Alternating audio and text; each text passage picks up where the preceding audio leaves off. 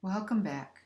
We are now going to review Chapter 2 and get into the serious business of defining business ethics.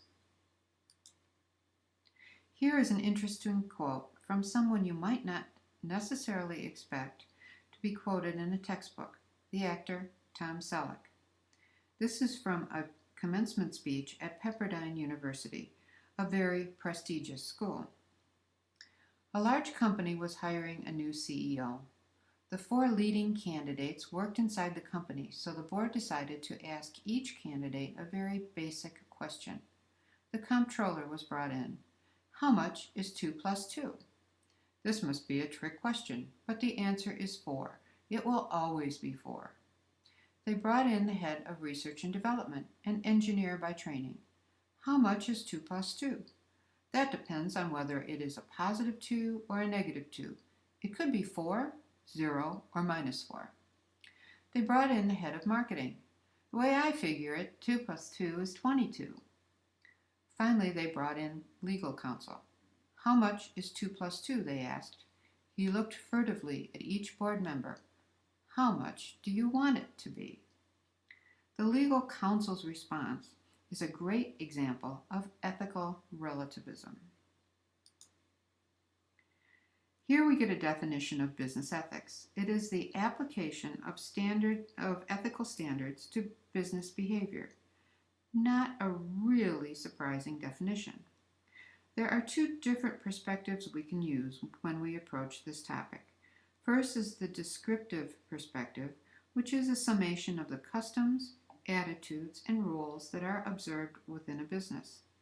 This just documents what is happening in a business. The second perspective is a normative evaluation of the degree that the observed customs, attitudes, and rules can be said to be ethical. This approach is more interested in recommending what should be happening in a business. In either case, business ethics should not be applied as a separate set of ethical concepts from general ethics. Ethical behavior should be the same both inside and outside a business situation. By recognizing the challenging environment of business, we acknowledge that key stakeholders may impact ethical behavior and ethical dilemmas arise in a business situation. Again, this is a bit of a blurry slide, but it is also in your text. This slide identifies key stakeholders and their interest in the organization. For example, stockholders or shareholders are interested in growth in the value of the company stock and dividend income. Employees are interested in stable employment at a fair rate of pay and a safe and comfortable work environment. Further down on this slide, federal government is of course interested in tax revenue and that the business operate in compliance with all relevant legislation. Finally, the community is interested in employment of local residents, economic growth, and protection of the local environment. Now, what is the impact to these stakeholders if a company behaves unethically? Stockholders or shareholders may realize false and misleading financial information on which to base investment decisions, a loss of stock value, or cancellation of dividends. Employees in the extreme may lose employment, and there may not be enough money to pay severance packages or meet pension obligations. The federal government may recognize loss of tax revenue and will see a failure of the business to comply with all relevant legislation. Finally, the community may see unemployment of local residents and economic decline. So who is responsible for how the business is run? Well, corporate governance is the system by which the business corporations are directed and controlled. Unfortunately, there have been too many examples lately of a breakdown in corporate governance. Enron, WorldCom, Lehman Brothers have all been found to have hidden the true state of their finances. Several automakers have rushed products to market that have been recalled for safety issues. The examples seem to be endless. This type of breakdown in governance may have led many to believe that business ethics is an oxymoron. which is the combination of two contradictory terms such as deafening silence or jumbo shrimp. In fact, I had one student tell me in my class that it is impossible for a successful company to be ethical. I sincerely hope and believe that that opinion is wrong. As a result of all the negative publicity, companies have begun to take a more active role in establishing standards of ethical conduct. One of the key indicators of this is the increased use of a formal code of ethics. Our text defines a code of ethics as a company's written standards of ethical behavior that are designed to guide managers and employees in making the decisions and choices they face every day. The Ethics Resource Center, the ERC, defines a code of ethics as a central guide to support day-to-day decision-making at work. It clarifies the cornerstones of your organization, its mission, values, and principles, helping your managers, employees, and stakeholders understand how these cornerstones translate into everyday decisions, behaviors, and actions. While some may believe codes are designed to limit one's actions, the best codes are actually structured to liberate and empower people to make more effective decisions with greater confidence. If you work for a company and you have clear guidelines or a clear code of ethics, you understand them, you do not need to make the ethical judgments about every single situation that you face. The text will take you through the history of business ethics. The next few slides are unfortunately blurry again, but they are contained in your text. You will notice the direct relationship between the ethical climate in society, the major ethical dilemmas society was dealing with at the time, and the business ethics developments that arose as a result. For example, in the 1960s, which some of you probably don't remember, there was a great deal of social unrest, anti-war sentiment. Employees had an adversarial relationship with management. Values were shifting away from loyalty to an employer to loyalty to ideas, and old values were cast aside. If you think about it, some people called this decade the hippie decade. There were a lot of environmental issues, increased employee-employer tension, civil rights issues dominated, honesty was a dilemma, the work ethic was changing, and drug use was certainly escalating. During that time, companies began to establish codes of conduct and value statements. This was the birth of corporate social responsibility, and corporations addressed ethics issues through legal or HR departments. Later, in the 1980s, which some of you probably remember, the social contract between employers and employees was redefined. Defense contractors were required to conform to stringent rules. Corporations were beginning to downsize, and employee attitudes about loyalty to employers were eroding. As a result, the ERC developed the U.S. Code of Ethics for Government Service, which was the first formal code of ethics.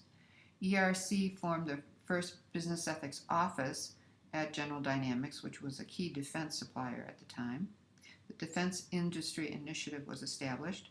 Some companies began to create ombudsman positions in addition to ethics officer roles, and the False Claims Act was enacted. In the 2000s, and remember this textbook was written in 2007, so this chart is not really complete. There's a lot of cybercrime. There are a lot of privacy issues resulting from data mining. There was financial mismanagement, international corruption, loss of privacy, think about companies now looking at employees' emails, and intellectual property theft. Business regulations that mandate ethical safeguards have been on the rise, and we will talk in great deal about those, and particularly the Sarbanes-Oxley Act. Anti-corruption efforts grew. There's a shifting emphasis to corporate social responsibility and integrity management, the formation of international ethics as business becomes more global, and the OECD, which is the Organization for Economic Cooperation and Development, held a convention on bribery in 2000. We will be talking about all of these developments later in this course. Okay, So now we have this renewed interest in business ethical behavior. So what is an employee to do if they are confronted with situations that conflict with their own ethics or stated company policy? Well, this is a list of easy answers. Consult the company code of ethics. Do what's right for organization stakeholders. Do what's legal. Do what you think is best, my favorite, or use your best judgment, or simply do the right thing. These are not particularly helpful when an employee is confronted with a right versus right situation, an ethical dilemma. You can resolve an ethical dilemma by first recognizing the type of dilemma you are dealing with, and then you can move forward. Is it a truth versus loyalty dilemma? Do you tell the truth or remain loyal to the person or organization that is asking you to not reveal the truth? Is it a short-term versus long-term dilemma? Does your decision have a short-term consequence or a longer-term consequence? Is it justice versus mercy? Do you perceive that this issue is a question of dispensing justice or mercy, and which one are you more comfortable with? Finally, is it individual versus community? Will your choice impact one individual or a wider group or community? Once you have reached a decision on what type of dilemma you are facing, then you can choose among 3 different resolution principles. First, you can use an ends-based resolution. Which decision would provide the greatest good for the greatest number of people? Or a rules-based resolution principle. What would happen if everyone made the same decision as you? Or you can always use the golden rule. Do unto others as you would have them do unto you. While none of these may offer a perfect solution, using one of these resolution principles is more meaningful than just going with your gut. So how is it that seemingly rational, intelligent people make unethical business decisions? Saul Gellerman identified 4 common rationalizations that can lead to misconduct. First is a belief that the activity is within reasonable ethical and legal limits. That is, it's not really illegal or immoral. This is the notion that anything that is not labeled as wrong must be okay. The second is a belief that the activity is in the individual's or corporation's best interest, that the individual would somehow be expected to undertake the activity. Usually, this is mistaken belief that doing whatever it takes will get a promotion or a bonus. Well, let me go back. The third is a belief that the activity is safe because it will never be found out or publicized, the classic crime and punishment issue of discovery. This one sounds very much like someone frozen at Kohlberg's pre-conventional level of moral development that we discussed in Chapter 1. Finally, fourth is a belief that because the activity helps the company will condone it and even protect the person who engages in it. If you use this justification and your unethical behavior is discovered, you are usually not protected, but become a scapegoat. In summary, building and operating an ethical business requires a great deal more than simply doing the right thing. You must devote time to the development of a detailed code of ethics that offers guidance with traction that employees can actually use. You must offer support to employees when they are faced with an ethical dilemma, and you must create and maintain a corporate culture of trust where employees are willing to raise concerns without fear of reprisal. Well, that's Chapter 2. Remember, if you have any questions, you can email me or post questions on our Questions, Issues, and Concerns discussion forum.